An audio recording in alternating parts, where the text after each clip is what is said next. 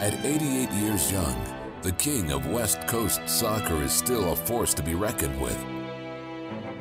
His passion for the game is decorated with national championships, Hall of Fame honors, hundreds of student athletes mentored, but more importantly, a legacy of greatness. Steve Negoesco was on the forefront of everything in the field of soccer.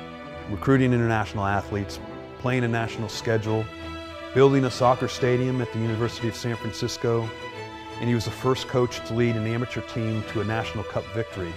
It's mind-boggling to sit there and think about these accomplishments, and it all goes back to its one individual. There's a number of things that go into being a head coach for any team, whether it's an institution like the University of San Francisco or it's an institution like the San Francisco Italian Athletic Club. While Steve was coaching at USF, he was also coaching at the San Francisco Italian Athletic Club, and he was doubling up on championships throughout those years. Particularly in 1976, when he was coaching the San Francisco Italian Athletic Club, he coached this team to a 1-0 victory over New York. And what he had on his team were amateur collegiate athletes. And this tournament was open to everyone, including professional teams. That in itself is an accomplishment. My dad always talked about the team, whether it was family, brothers and sisters taking care of each other. We were a team, because not one person could make it happen, but the team could make it happen. When we started the Sports Hall of Fame here at the San Francisco Italian Athletic Club, Steve Negoesco's name was one of the first that came up. Steve's accomplishments, the hours that he and his staff had put in, they were mind-boggling. And that was when the decision was made to bestow upon him the Lifetime Achievement Award. What he did for San Francisco in the sport of soccer is overwhelming. The players were, for me, very important. I wanted to make sure they were well taken care of it. They were not mistreated. And that's all you can do.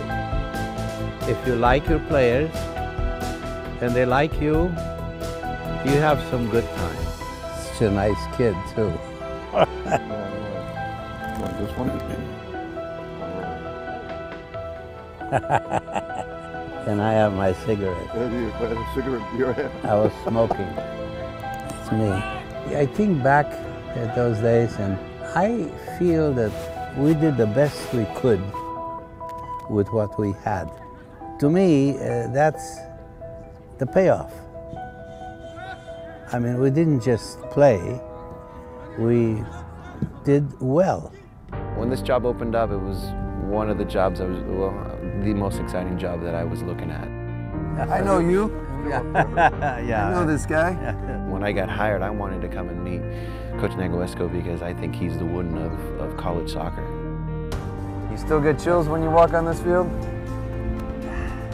Well, I do, and I didn't even go to school here. brings a lot of memories. Yeah.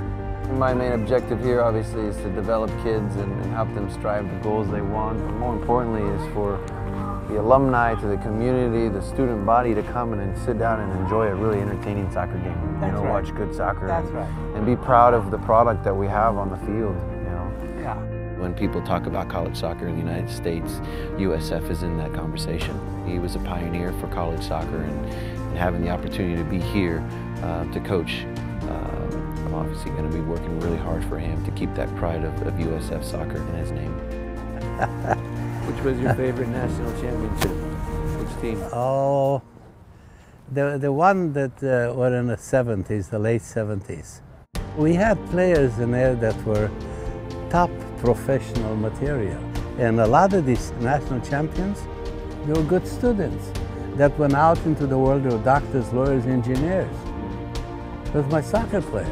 It was an honor for me to speak with him, get to know him, and get that energy and love that he has for the Dogs. I wanted to have the guys meet you. We've been talking a lot about you and the history of the program. And, you know, more than anything, you guys can just give a round of applause and a thank you, you know? Well, it's not an easy job, fellas. You play, you like the game, you make it happen because that's the way it is. But the important thing is that you care. You come this way but once. You gotta make it good. Make it the best you can. And do the best you can. And at least you can sleep better at night. Good luck, guys. Coach, can we get a picture with you? You certainly can. There you go.